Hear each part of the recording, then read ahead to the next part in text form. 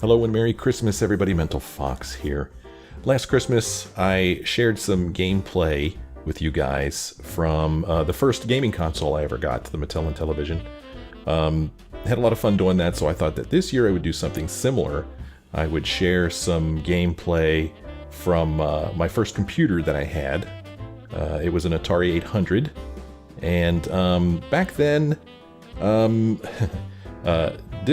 floppy disk drives were very expensive, and when I first got my Atari 800, I didn't get a disk drive right away, so the only way to load and save software was by cassette. So I had this cassette player that I would use to load mostly games, and then I had a subscription to some magazines that would have some type-in basic programs, and I would type in these basic games.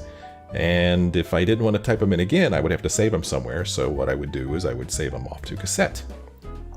So cassette was a cheap storage medium. The drawbacks are that it was very, very slow. But I still remember I got my Atari 800. I don't remember what year I got it. Maybe like 82, maybe 83. I don't remember. But when I got it, I got the cassette player. And the first Christmas that I had my Atari, I remember my dad had a friend that he worked with who also had an Atari and also had a cassette player for it. And piracy was pretty rampant back then. And copying cassette games was as simple as just copying an audio cassette. It was very simple to do. So my dad had his friend copy a bunch of games to cassette, and one of the gifts that I got for Christmas the first year I had that computer was a cassette full of games, and I still have that cassette. I don't know if the cassette itself works anymore.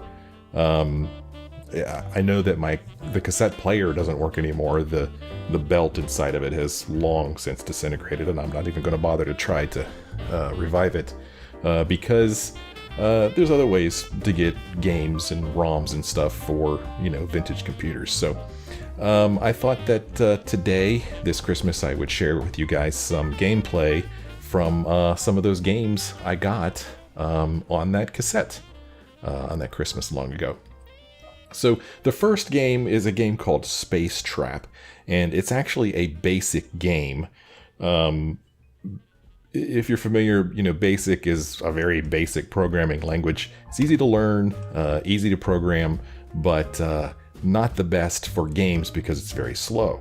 So as you'll see, this game here is very slow. I've already loaded the game into my Atari here. I actually have actual hardware hooked up here. This is an actual Atari 800 you're looking at, and I'm going to hit run here. And here is Space Trap, copyright 1981, and this here tells you all you need to know to play the game. Your mission, Captain, if you decide to accept it, is to destroy all Anthorian spacecraft before the black hole closes, trapping you forever. And I actually remember that typo from back then. That's just how the guy wrote the game. He left the word trapping in there. He says, good luck, press start button. So you play this game with the joystick. If you don't know what an Atari joystick looks like, it looks like this. I would imagine, I don't know, most people watching this has seen an Atari joystick before, I would imagine. I don't know. Yeah, this is what an Atari joystick looks like, and this is what we're going to be using to play this game. The start button is actually on the console itself. Now, like I said, this is a basic game, and you'll see that it runs very, very slow. And I actually don't really know how to play this game. I went and searched for a manual online, and I was unable to find one. So, hey, if anybody's watching this and you have the manual for Space Trap, by golly, put it on the internet so that we could all learn how to play this game. Well, let's go ahead and hit start here and play a little bit of Space Trap. So what I was able to find was a a advertisement for this game. Apparently this is a black hole that we're in. I'm this little ship here in the center of the screen. I move around very slowly. Basically, I'm just 3 pixels, and you can kind of tell which direction I'm aiming in. And I can fire and hit these things, and when I hit them, they explode, and that's it. And then I just move on to the next one. The game keeps track of the number of kills that we have in the lower right-hand corner, and also keeps track of our fuel. Now, how we get more fuel, I don't know. I have no idea how to get more fuel. I don't even know if it's possible. Maybe it's just like some kind of timer. And once you're out of fuel, the game is over. I don't know. But, I mean, look how slow this game is. This is not a game I remember playing really at all. I don't know if I ever really played this game other than when I very first got it. I mean, you can see it moves very slow. It's not exactly the most exciting thing in the world. Here in a moment, you'll see these, I don't know, I guess the black hole is closing on us here. These bars are moving in from the outside of the screen. And I'm just trying to destroy as many of these ships as I can, basically before I run out of fuel. Now, I told you that I got this cassette for Christmas, but I had the Atari computer for several months before then. I really don't remember the occasion. I don't think it was my birthday, and it wasn't Christmas. It's just something that Dad brought home one day. And so, you know, and like I told you, I had some subscriptions to some magazines that would have basic programs that I would type in. So by this time, I was used to the speed of a basic game. So it wasn't like I got this game and I was like, oh my gosh, what is going on? I was used to this. I was used to basic games being this slow. But it didn't mean that I wanted to play this game, you know. It's, I guess if the game was faster, it might be a halfway decent, fun game, maybe. It might be a bit of a stretch. But we're gonna play it here for just a little bit, and see how many of these ships we can destroy. And I don't know why, but sometimes new ones show up. I guess new enemy ships are just showing up here in the black hole. I mean, look how slow it is when you shoot. Oh, well, you can crash into them too. That does the job as well. But I'm running out of fuel here, and I don't know how to get more fuel. I have no idea. So we're just going to go ahead and shoot these guys until we run out of fuel, I guess. Now, unfortunately, another one has shown up near the top of the screen. I've already been up there, man. I ain't going all the way back up there. Warning, fuel critical. Yeah, well, what am I supposed to do about it? I don't know. No idea. And there's like a little bar on the left-hand side of the screen over top of the score. I don't know what that's supposed to be. If that's just another visual indicator of the score, no clue. But we are just about out of fuel here. And when we run out of fuel, that's it. That is the end of the game. So, not the most exciting thing in the world, by any means. Final score of 85. On stardate 2718.7, the USS Courageous was lost at space while doing battle with the Anthorian forces. Considering the captain's performance, Admiral Atari of Star Command said, "It was no great loss." Well, screw you, pal. I think I did a pretty damn good job. Especially considering I have no idea how to play the game. So you just hit option here to quit the game. And it's a basic game. There's nothing preventing you from listing it and taking a look. So there's the whole source code to this game. It's just a dumb old basic game. That's it. And this thing, this ad that I found, apparently this thing sold for like, I don't know, 15 to 20 bucks when it came out. I just can't imagine paying that kind of money and getting this. So this is one game that I guess I really don't feel too bad about pirating. But yeah, that's the whole source code for that game that we just saw. So that was the first game that was on the cassette. The next game we'll take a look at here. The next game we'll take a look at here is called Megalegs, and it's a Centipede clone. That's really all it is, and it's actually a really good Centipede clone. Centipede for the Atari computers was actually pretty good in its own right, but this one's pretty stinking good. This is one I actually remember playing quite a bit. So let's take a look at Megalegs, copyright 1982, Megasoft by Dubno, it looks like it says up there.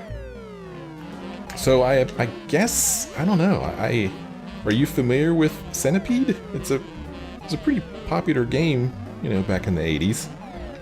I'm this little dude down here shooting up, and there are these are fleas, I think, that just keep dropping down. This fast-moving thing is a spider, and then this guy here is a centipede, and he's just coming down through a garden, I guess, and these are mushrooms here, and whenever he hits a mushroom, he changes directions and comes down towards the bottom of the screen faster. So it's a good idea to clear out as many mushrooms as you can. I actually think this game might be harder than Centipede, and in this game, the fleas never stop dropping. These guys, I don't think in the actual Centipede game they drop non-stop like this. So, but I mean, it's you can see how fast this game is. This is a machine language game. This is not a basic game. So runs much faster. But it's a good game. This is one that I spent some time with. I still remember getting this cassette and just how exciting it was. Just all of a sudden having, I think there's 5 or 6 games on this cassette, and it was just so exciting to have games all of a sudden. And I wouldn't be surprised if this is the game that, I don't know, awakened the pirate in me. I'm not proud of it, but back in the day, when I had my Atari, pirating, I mean, like I said, it was just rampant. I mean, I had friends who had an Atari. We would copy games and share them with each other. We actually even started a club in our high school where we would have, I think it was weekly dues, where each of us would pay a certain amount of dollars each week, and then when we had enough money to buy a game, we would take a vote on which game we wanted to buy, and then one of us would go buy the game. Usually me, because I think I was the oldest in the group. And we'd buy the game, and one of the people in our little group had this hardware hack on his floppy disk drive that allowed him to copy protected games, and he would just make a copy for everybody, and everybody had a copy of the game. So, I mean, we were used to buying one game, better than, I don't know, most pirates back in the day. Back then, people would get games from bulletin board systems. They would just, they have copy parties. People would just get together and just copy games that they'd found from wherever. So, at least we were buying one game. That helps me sleep at night. But yeah, like I said, cassette games were so easy to copy. You just needed a regular old, I mean, boomboxes, everybody had a boombox back then. And, tape to tape copying was very simple to do. And even though this is computer data, it's really just audio on the cassette, so, it's just as simple as sticking it in a tape-to-tape boombox and just copying it. And you had a copy of a game, just like that. And what was really cool, like it was a turtle or something, you could put a bunch of games on one cassette, and that's what I had. And you would have like, there was a counter on the cassette player, and you'd have this game starts at count number 1. This game starts at count number 91. This one starts at count number, 163, whatever. So if you wanted to play the third game on the cassette, you would you'd put the cassette in, you rewind it all the way back to 0. You would fast forward to whatever number the game you wanted to play started at, and that's where you would load the game from. It was pretty crazy, and it took, minutes? I don't remember, to load games. Yeah, you had to have some patience. But anyway, that's Megalegs. Alright, the next game we're going to take a look at is Canyon Climber. And I always liked this little piece of music that played here when you started up the game. Check out this little bit of music here. It's pretty cool.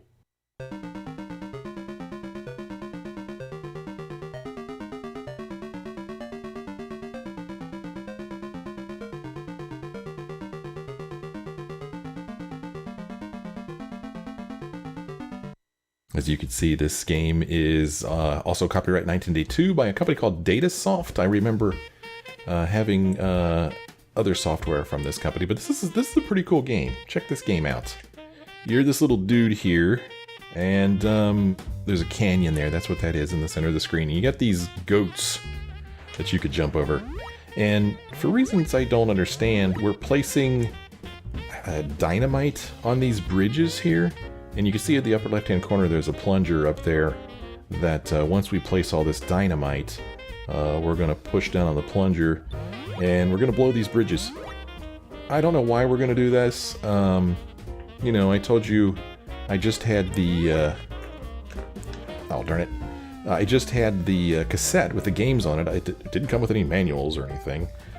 I would imagine that the manual for this game probably is online somewhere. I didn't go look for it.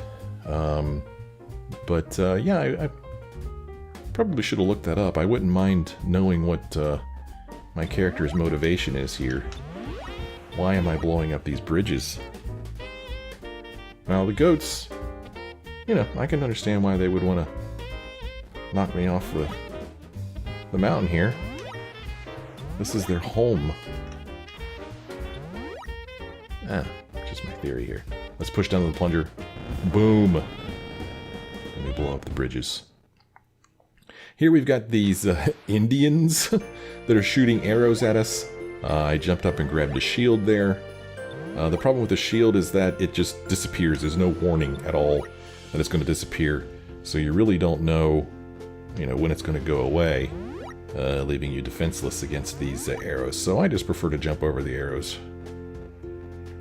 Why are these Indian dudes shooting arrows at us? I don't know. Maybe they're mad because we blew up the bridges. I don't know. But it's not a terribly hard game. Getting the timing right is a little tricky. And now we've got these birds flying overhead, dropping,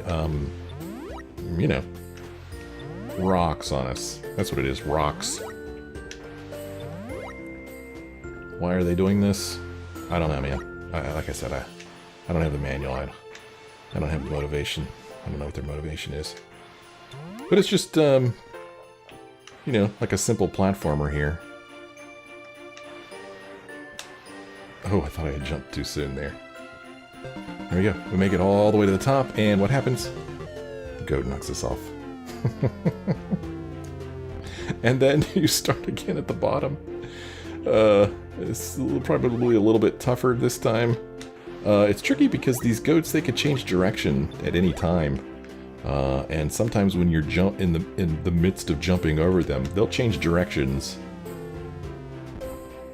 I was going to say in the lower left-hand corner, it tells you how many lives you have left. See that stupid goat changing directions on me? I just have one life left. But I don't... see? He changed directions when I jumped over him. That's baloney. Game finished, try again. That's it. That's the whole game. That's it. I don't think that there's any, extra screens. Like, if I had made it to the top of this screen the second time, I don't think anything different happens. I think it's just that. Games, were a lot simpler back then, man.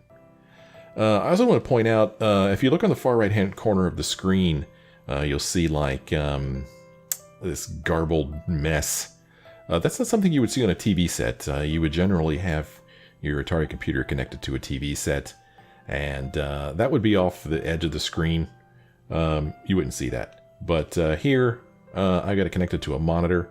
I am playing on actual Atari hardware, but connected to a LCD monitor, and so you see everything. And that's what that garbled mess is over there to the right, in case you were curious. All right, let's move on to the next game.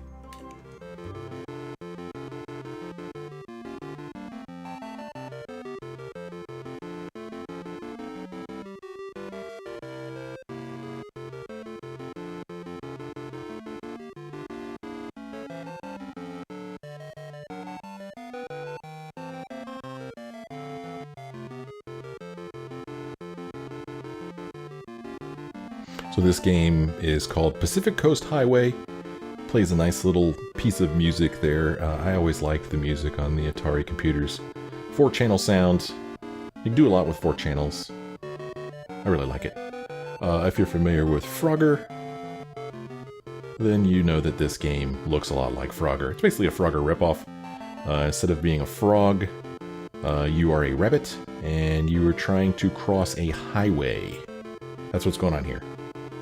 So let's go ahead and hit start. Now, something that I just noticed when I was playing this just a moment ago, when I was trying to make sure that everything was working right, my rabbit hops backwards. See? No matter what, my rabbit always seems to be facing to the left when I'm going horizontally. I find that odd. Now we have to cross water, so instead of avoiding the vehicles, we hop on the vehicles. And we have to hop on that green rabbit up at the top. There's not like different bays to hop into like there are in Frogger. Now you can see that the divider there in the center of the screen moves. Just adds a little bit of a challenge.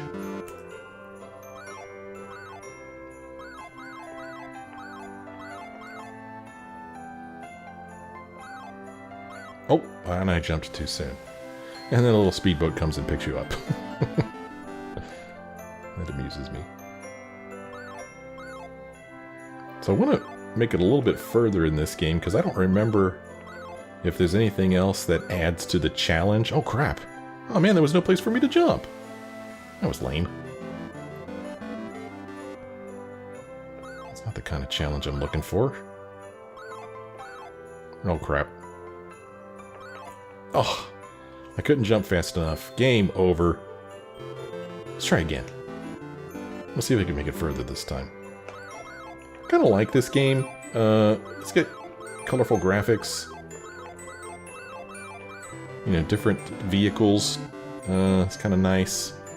Like I said, I really like the music. But, you know, back then, I mean, everybody just copied everybody else. You know, there's so many Frogger clones. There's another game that I have called Preppy, which is another Frogger clone, but it's very, very well done. Not that this one isn't, and not that the actual Frogger isn't well done either, but Preppy is an excellent game. You know, just like there were all kinds of Pac-Man clones. There were Space Invaders clones. So, cloning, copying, it's a big deal. So we made it to the 3rd level here. I think there's more traffic, and here there will probably be less traffic. So it might not be a bad idea to get to the far right-hand side of the screen before I go jumping.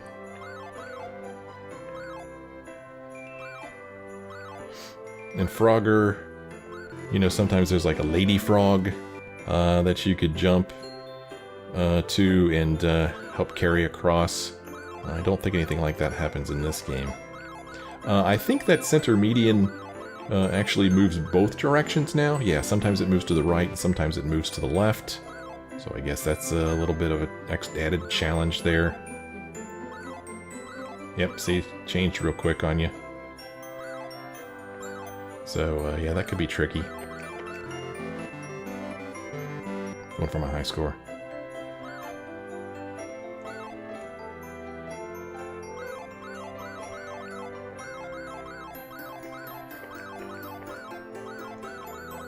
Well, I don't know if I'm going to be able to get in front of that car. I have to go down and around. Not bad. Not bad at all. So we got a bonus counter up there. I don't know if the bonus counter reaches 0. If I run out of... You know, if I'll die. But I don't intend on finding out. So, I mean, it's a simple game, but there's just something about these games that you just you want to keep playing. Boy, there's a ton of cars here. Holy cow. Oh, crap. Oh, crap. Oh, crap. Oh, jumped right into that car. Oh, ambulance comes, picks you up. That's cute. Oh, pfft. Yeah, now it's getting difficult.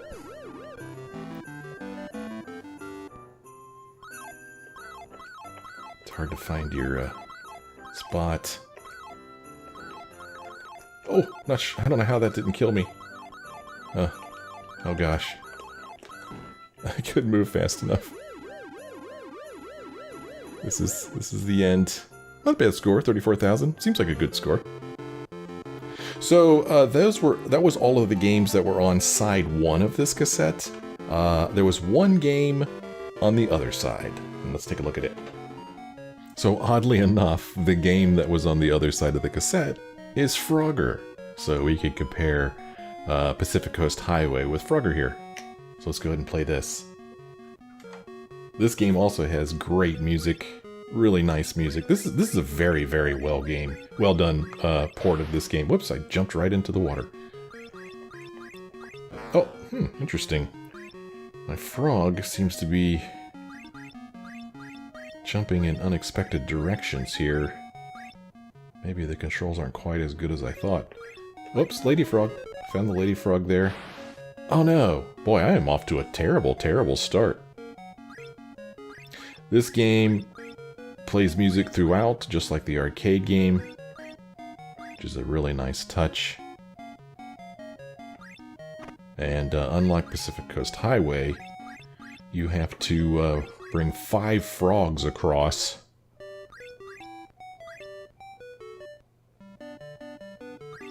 Oh, there's Lady Frog. Do I go back and get her? I think I do. Don't know if it's worth it because I'm losing bonus time now. And I die. I died and took the Lady Frog with me. So, initially, Frogger seems much harder. Now, if you look in the upper right-hand corner, you'll see it says fast. I'm pretty sure that there's also a slow option. That's the end of the game. There's also a slow option. Here, see slow, fast, slow. But fast sure is fast. Just playing a little bit of a different piece of music there.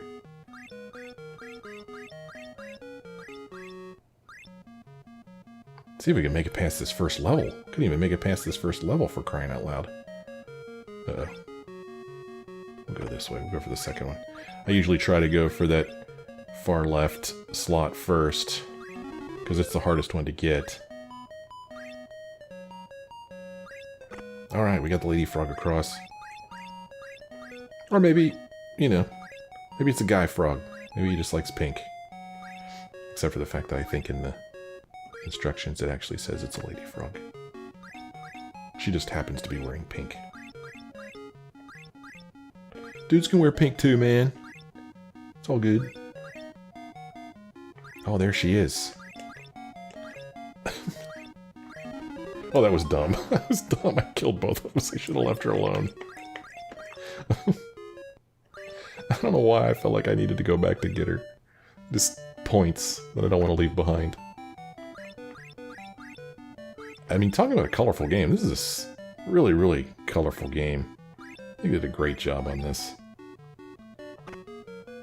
Alright. Made it past the first level there. Oh, now we have alligators up there. Don't know if anything changes in the bottom part here. There's probably more traffic. Oh, man. I get going fast and I try to change directions. But, the joystick does not, respond the way I expect it to. Oh man, I was trying to get over to that side of the turtle there. Gotta play one more round of this, right? High score is only 4,000.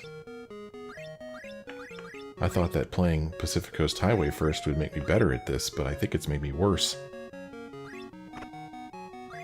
Either that or this is just simply a much harder game. Where are you, Lady Frog? There you are.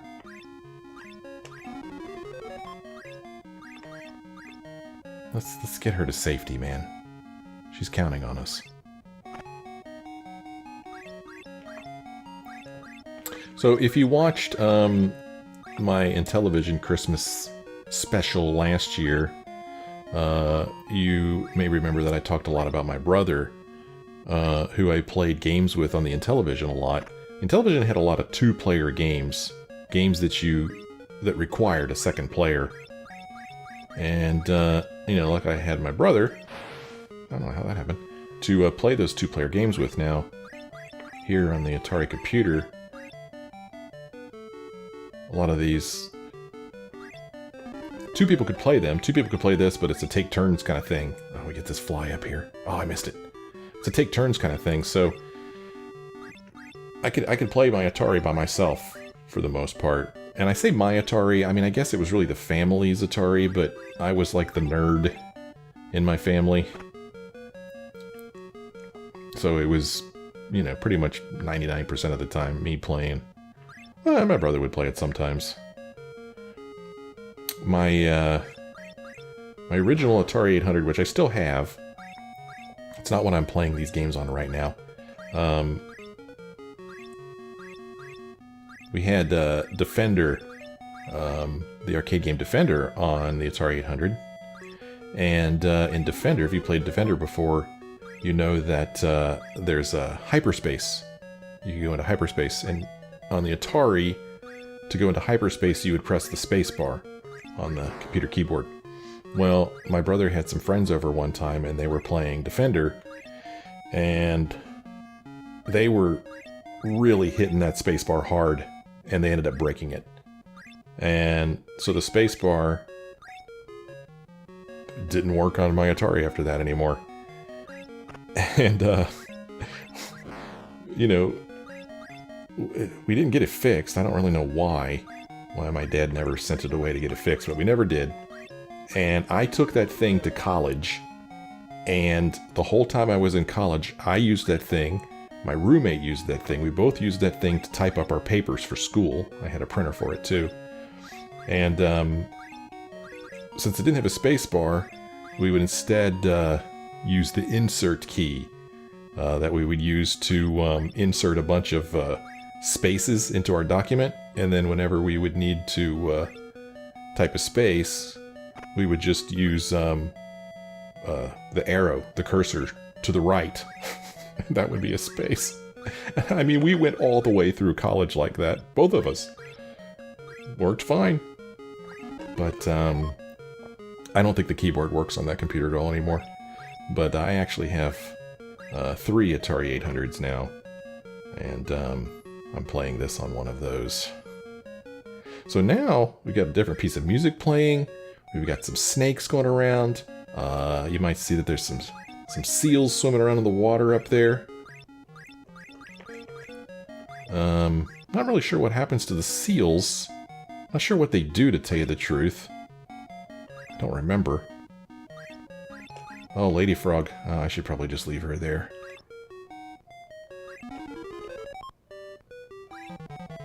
Oh, time's running out. Did you hear that? I'm not gonna make it, man. Oh, I died. I ran out of time. And that's the end of the game. 7,465. Not bad. I don't know, that's probably terrible. But this is a good game. It's a really, really good port of the arcade game. It actually makes me want to go play the arcade game to see how much this one looks like it. I mean, obviously the arcade game would look a lot better, but this is not bad. So that is all of the games that were on that cassette, but there is one other game that I also remember getting that Christmas. I think that I had another cassette with a bunch of other games on it, but I can't find it. But I do remember this game, and we'll take a look at that one right now.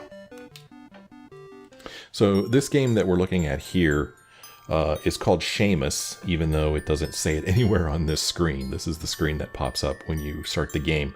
This is by a company called Synapse Software. Synapse was really big back in the early 80s. They made a ton of games for the Atari, and they were one of my favorite game companies.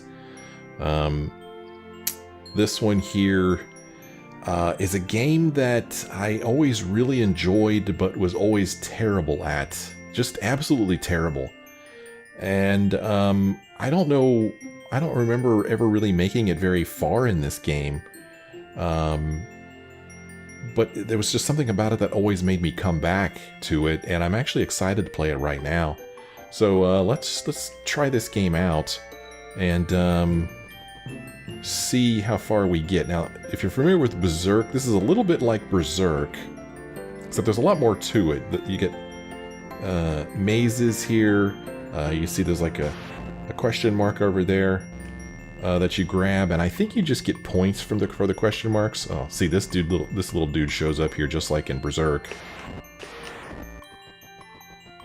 But what's cool about this game in Berserk, oh gosh, here he comes.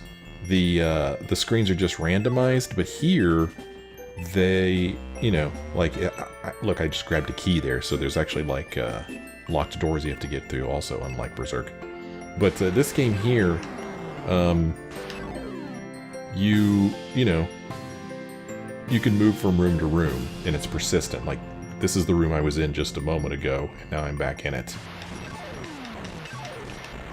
So it's cool. You can see I'm in room number 8. I'm in the black level. See these dudes shooting at me here. It is a very hard game. I think it is. I just always had a heck of a time playing this. But, you know, like I said, there's just something that keeps me coming back to it. I just always want to see, you know, what's in the next room. What you know, what does this purple key that I picked up do? You know, what do I use it for? I don't know, man. I mean, I you know, I had mentioned earlier, I was a bit of a nerd as a kid. Still am, let's face it. And I can't believe that I never sat down and mapped this game out, because, I mean, I played Dungeons & Dragons. Graph paper was not foreign to me. I was very familiar with graph paper. Look, here's a keyhole. We just unlocked this door here. So I don't know, I'm just shocked that I never graphed this out. I don't know why I didn't. Oh yeah, the walls are electrified, just like in Berserk, so you don't want to hit them. And also, you know, I mentioned I'm playing this on actual hardware.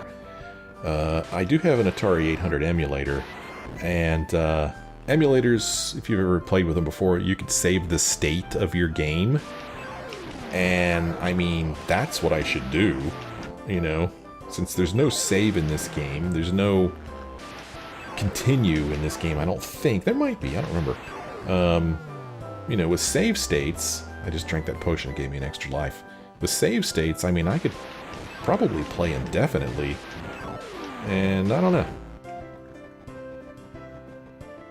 I don't know if I ever will.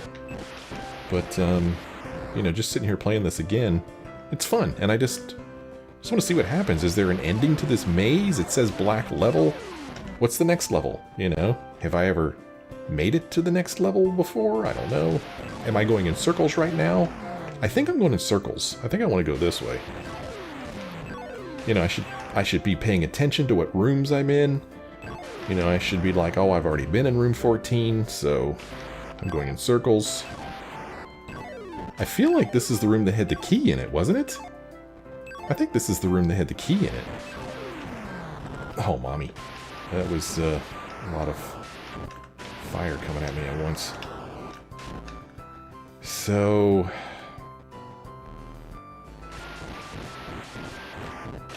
I don't know, man. Is this just a loop? And the whole purpose of coming in here was to get that extra life, which now I've paid for dearly?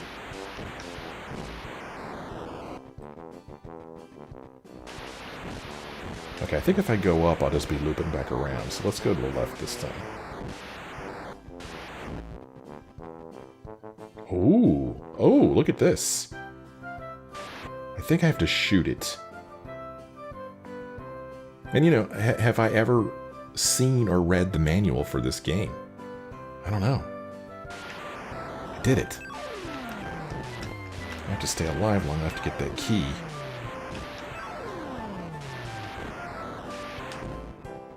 Got it. Got the, I guess, brown key, we'll call it. That's kind of cool.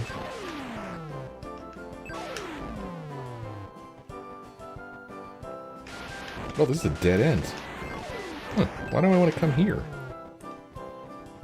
Well, that's weird. Okay, it's a dead end. I gotta fight my way back out of here. So that was a mistake, coming this way. You know, if I was mapping the game, I would make note of that, of course, so that I wouldn't go back that way. It is kind of annoying how these enemies respawn. Oh, you know, even though I've already killed all of them, they're back again when I come back into this room. Yeah.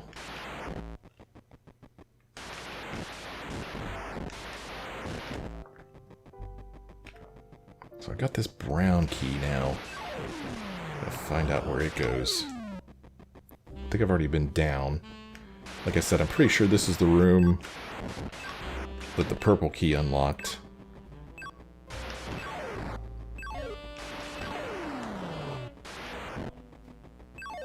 So now we're going back out here. Alright. I only got one life left.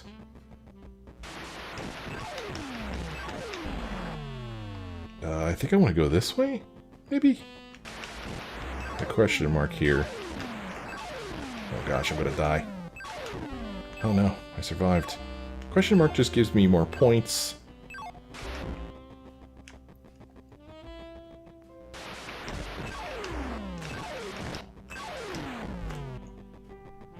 Somehow managing to stay alive. I'm going to make a prediction that I'm going to make it to a room that has an extra life in it, and I'll die in that room. That's my prediction. Let's get out of there. Oh, the question mark? No, the question mark moved. Do I go up there and try to get the question mark? Risking my life? Yes, I do. Again, just extra points. Oh, oh! Stupid dude got me. It took too long. Okay, now I have one life left. This is my last life. There's just different types of enemies. There's those dudes that kind of like hop at you. They're pretty annoying.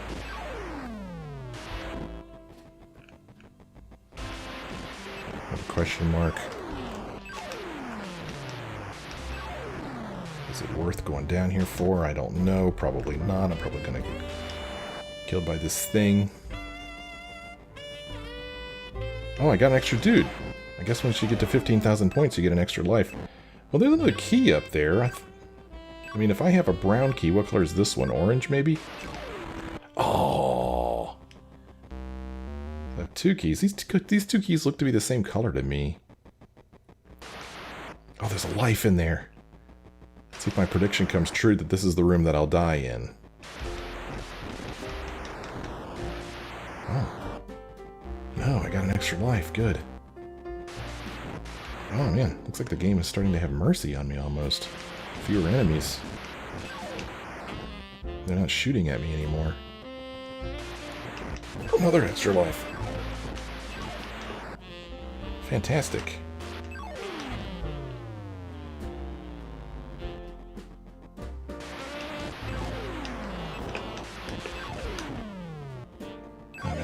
Which way to go? Have I been here already? I don't even know, man. Oh, poop.